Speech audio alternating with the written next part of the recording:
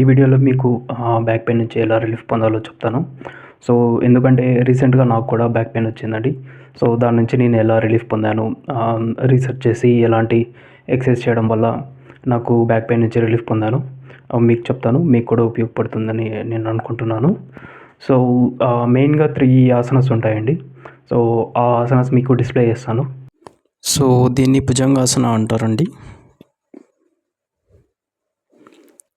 దీన్ని ఉష్ట్రాసన అంటారు. దీన్ని ధనురాసన అంటారండి.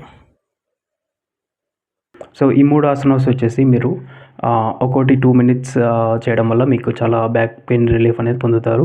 అలాగే ఇంకోటి నేను డిస్కవర్ చేసింది ఏమంటే గ్లూట్ మజిల్ యాక్టివేట్ చేసుకోవడం వల్ల మనకి బ్యాక్ కోర్ స్ట్రెంత్ అనేది చాలా ఇంప్రూవ్ అవుతుంది.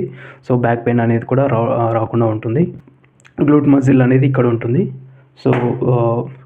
సో, దీన్ని యాక్టివేట్ చేసుకోవడం వల్ల మీకు బ్యాక్ కోర్ స్ట్రెంత్ అనేది చాలా స్ట్రాంగ్‌గా ఉంటుంది. సో, దానికోసం మీరు ఈ ఎక్సర్సైజ్‌ని ఫాలో అవ్వచ్చు. సో, మీరు ఇలా 20 రెప్స్ చేయొచ్చు. 1, 2, 3, 4, 5 మీరు ఇలా ఏదైనా సపోర్ట్ టేబుల్ గానీ ఏదైనా సపోర్ట్ తీసుకొని చేయొచ్చండి.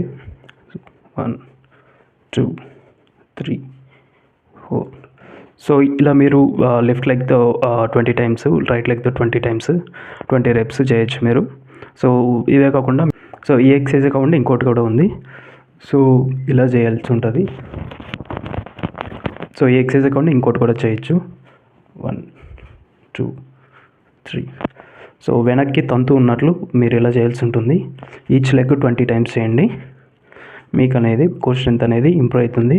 ఈ గ్లూట్ మజిల్ కూడా యాక్టివేట్ అవుతుంది. సో, ఇలా చేసేటప్పుడు ఈ మజిల్ అనేది యాక్టివేట్ అవుతుందండి.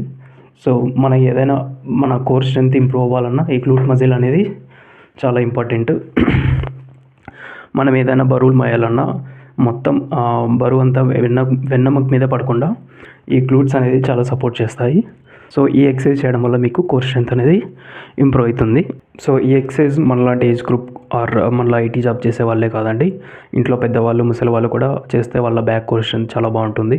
సో, వాళ్ళు ఎంత ముసలి వాళ్ళైనా నడవడానికి శక్తి అనేది బ్యాక్ కోర్ స్ట్రెంత్ ఇస్తుంది కాబట్టి సో, ఈ ఎక్సర్సైజ్ అనేది తప్పకుండా చేస్తే మన బ్యాక్ కోర్ స్ట్రెంత్ చాలా హెల్తీగా ఉంటుంది. అలాగే మనకెప్పుడు బ్యాక్ పెయిన్ రాకుండా ఉంటుంది.